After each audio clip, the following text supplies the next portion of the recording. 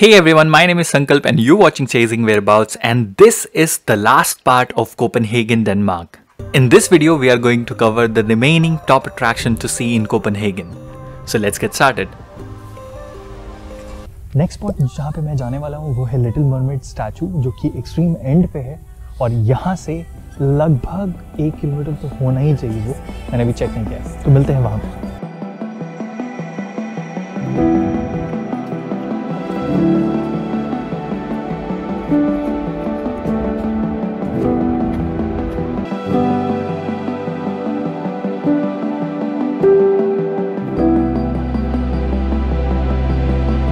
Okay, सो जा रहा था मैं लिटिल मरमेड पे, बट हाँ, लिटिल मरमेड पहुंचने से पहले आप पहुंच जाओगे कैस्टलैट।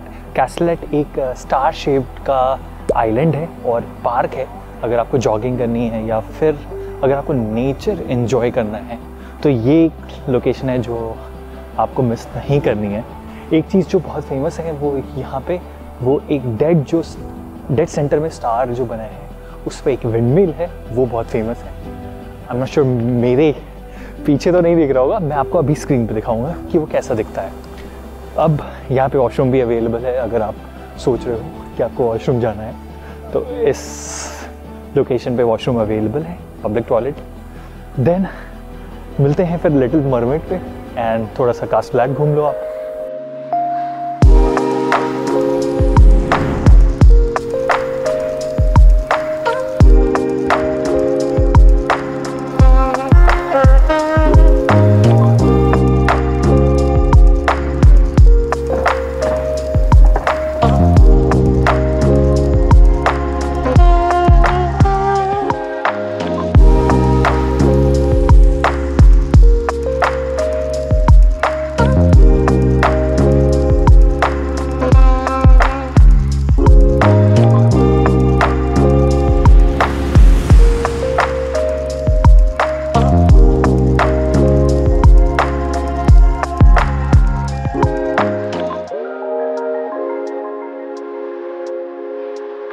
सो हियर आई एम, पहुंच गया हूं मैं वो स्टार के डेड सेंटर में जहां पे ये विंडमिल है।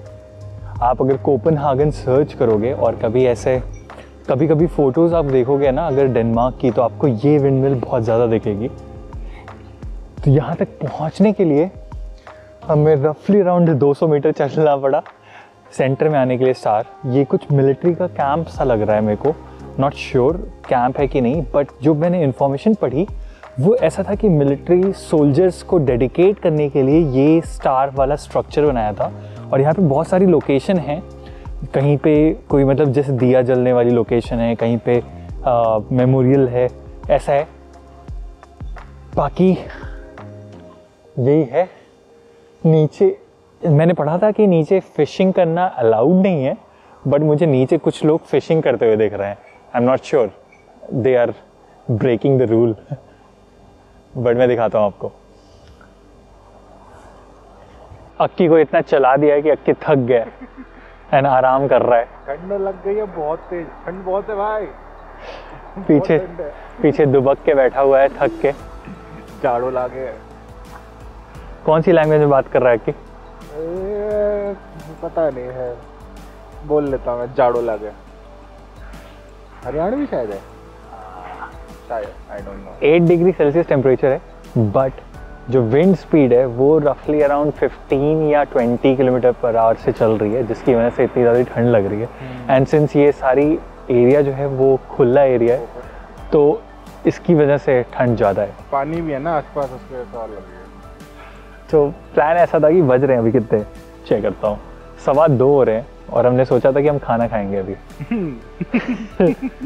लेकिन हो गया इकट्ठा, क्योंकि जहाँ पे सोचा था कि खाना खाएंगे, हमने सोचा कि चलो ठीक है ये वाला कैसल, रोजनबर्ग कैसल कर लेंगे, उसके बाद खाना खाते हैं। रोजनबर्ग के बाद हमने सोचा कि चलो थोड़ा सा आगे चलते हैं, लिटिल मरमेड वाले एरिया की तरफ चलेंगे, बीच में जो भी खाने को दिखेगा वहाँ खा लेंगे। अब रोजनबर्ग कैसल से लिटिल मरमेड जो है वो रफली अराउंड 2 किलोमीटर का है और वो डिस्टेंस पूरा जो स्ट्रेच है वो मेन रोड है और वहाँ पे खाने का कुछ भी नहीं है।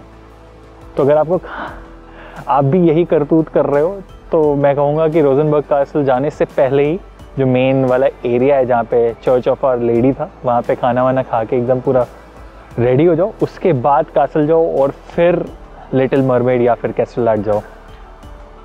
एंड दैट्स इट, यही है इन्फॉर्मेशन।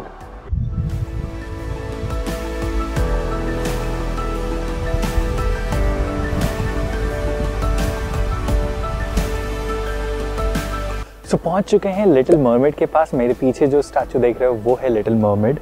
2 किलोमीटर वॉक करने के बाद फाइनली पहुंचे हैं। वैसे तो कैस्टलआर्ट से ये बस 100 मीटर में बोलूँ उतना ही है, उससे ज़्यादा दूर नहीं है।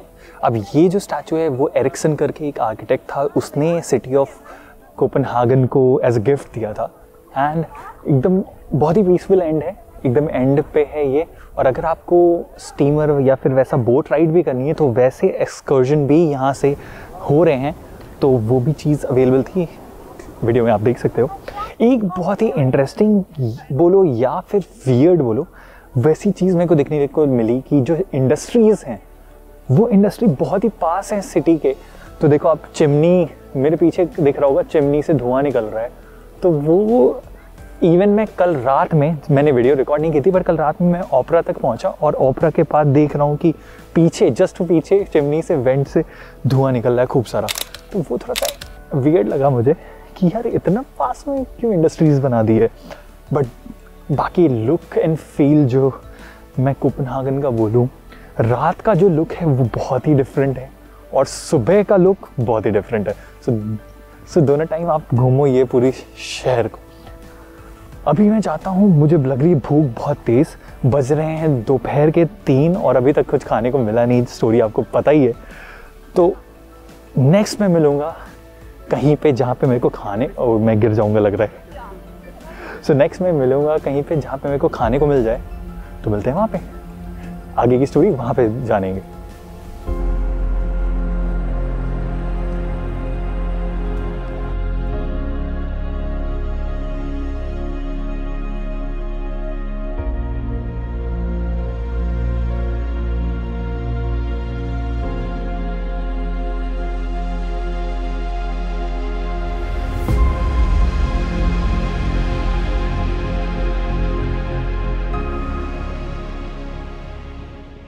सो नीहेवन कनाल जा रहा था मैं, और उस जाते जाते उसी रास्ते में मुझे मिल गया अमेलियनबर्ग पैलेस। मेरा प्लान ऐसा था कि नीहेवन कनाल पे कुछ खा लूँगा, उसके बाद अमेलियनबर्ग पैलेस पे आऊँगा, बट ये चीज़ पहले मिल गई।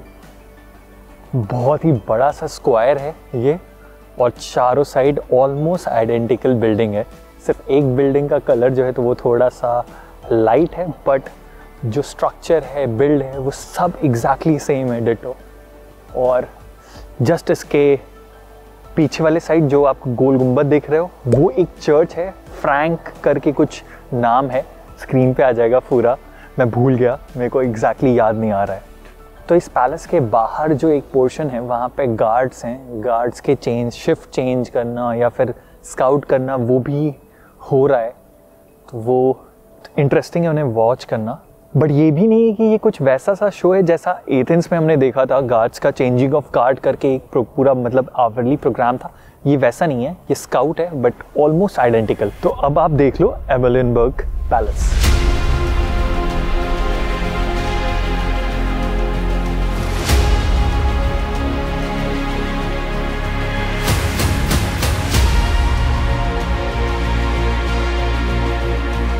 सो आ गए हैं एक पोस्टकार्ड लोकेशन जो कोपेनहेगन की है, वो है नीहेवन कनाल। और अगर आप सोच रहे हो कि बहुत ही लाइवली जगह पे खाना खाना है आपको एंड एंजॉय करना है रेस्टोरेंट को, तो ये एक स्पॉट है जो आपको नहीं मिस करना है, आपको यहाँ पे आना ही आना है। पीछे की ओर बहुत ही सुंदर सुंदर बिल्डिंग्स हैं जो कि आपने बहुत बार देखा होगा। Come join me. ये वो बिल्डिंग्स हैं जो मोस्टली आप पोस्टकार्ड पे देखोगे कोपेनहेगन के। फ़ोटोज़ लेनी है आपको तो उस पार जाना पड़ेगा या फिर इस साइड। अभी इस समय बहुत सारी बोट्स लगी हुई हैं तो इतना क्लियर व्यू नहीं मिल रहा है, but this is the spot. मैंने रेस्टोरेंट के चार्ट्स और प्राइजेस तो अभी तक देखे नहीं है, बट मेरा प्लान ऐसा है कि यहाँ से और थोड़ा अंदर जाऊँगा, क्योंकि ये जो लेन है ये बहुत ही कॉस्टली लेन है, तो यहाँ पे मोस्टली आपको खाना जो मिलेगा वो महंगा मिलेगा। तो आपको क्या करना है, इससे थोड़ा सा अंदर की ओर स्काउट करना है एंड वहाँ पे आपको थोड़ा कंपैरेटिवली अफोर्डेबल फूड मिलेगा। यहाँ पे भी बोट टूर होती है जो कि इस कनाल में के थ्रू जाती है। इसका टिकट लेना है आपको बोट टूर का, एंड अगर आपको टिकट लेना है बोट टूर का तो वो नी हैवन कनाल के एंट्री पॉइंट पे ही मिलेगा। So this is how it looks.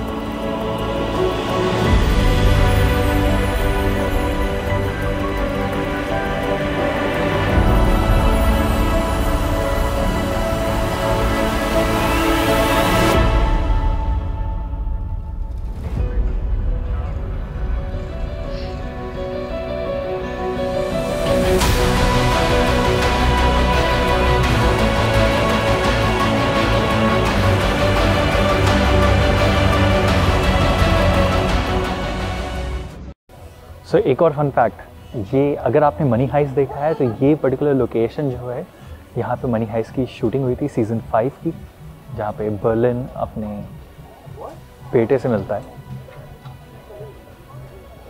And वो जो खाने वाला जो सीन था वो भी इसी जगह पे किसी रेस्टोरेंट पे रिकॉर्ड हुआ था।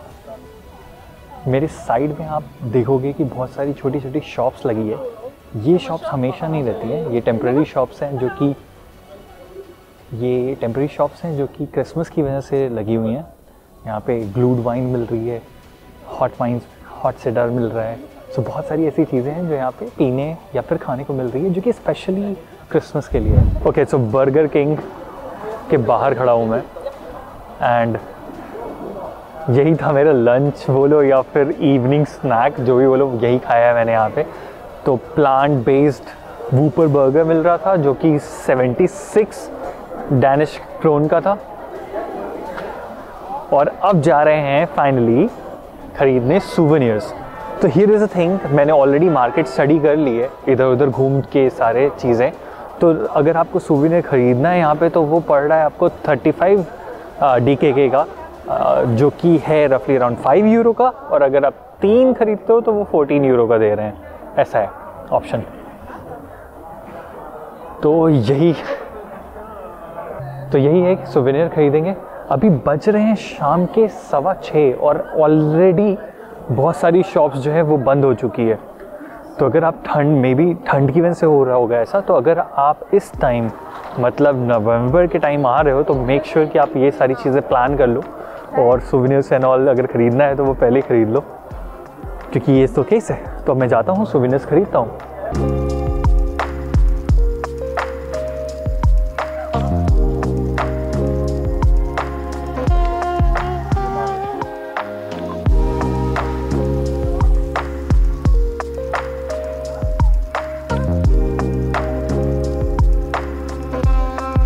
Okay, so here is the thing, सूवेनियर खरीद लिया है।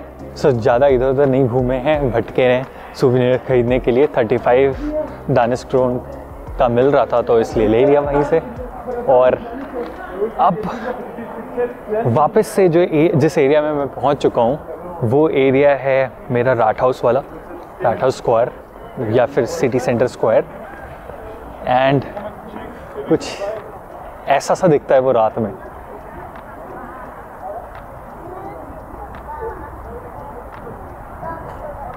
सो जैसा मैंने कहा था आपको कि कोपेनहेगन में सुबह का लोकेशन पूरा अलग है एंड रात में पूरा लुक एंड फील जो है इस जगह की अलग ही है एकदम। सो वैसा सही है ये सिनारियो। अभी मैं जा रहा हूँ बस मेट्रो खोजने के लिए, और मेट्रो से अब मैं पहुँच जाऊँगा सीधा एयरपोर्ट। बज रहे हैं 6:30 ही बस, इवन तो मेरी फ़्लाइट जो है वो रात के 10 बजे है आई थिंक स्टॉकहोम की। बट ठीक है, मेरे को अभी कुछ करना नहीं है। मैं जा रहा हूँ एयरपोर्ट पे, वहाँ पे जाके बैठूँगा, आराम करूँगा थोड़ा, एंड देन उसके बाद स्टॉकहोम पहुँच जाएंगे। स्टॉकहोम पहुँचने का लगभग टाइम आई थिंक 12 साढ़े 12 बजे है। और होटल चेक इन करने के बाद कल का दिन पूरा स्टॉकहोम घूमेंगे। So this covers the first country and the city Copenhagen. अब मिलते हैं स्टॉकहोम में, स्वीडन में। सो ये वीडियो आपको कैसी लगी मुझे कमेंट में लिख के ज़रूर बताइएगा, और मिलते हैं नेक्स्ट वीडियो में। Bye bye. एंड अगर आपको टिकट लेना है उस बोट टूर का तो वो एग्जैक्टली आपको नी निया